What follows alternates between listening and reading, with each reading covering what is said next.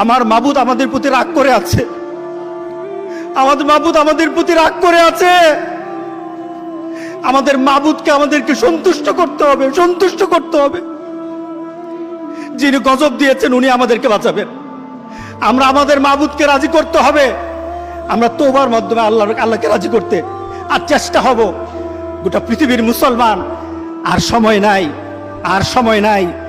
আপনি এখন বাংলাদেশের রাস্তাঘাটে হাঁটেন, এমন পরিবেশ যেন আল্লাহ না করে, জোরে বলে আল্লাহুম্মা আমিন। এমন পরিবেশ যেন আল্লাহ না করে বাংলাদেশের মানুষ ঘর থেকে বের হবে না। যখন ঘর থেকে কেউ বের হবে তার লাশটা বের হবে, কেউ জানাজাও দিবে না। এমন হয়ে যাবে যদি আল্লাহকে সন্তুষ্ট না করতে পারেন, এমন হয়ে যাবে। সুতরাং আমরা আল্লাহর কাছে প্রাণ বলে আজকে কাঁদি।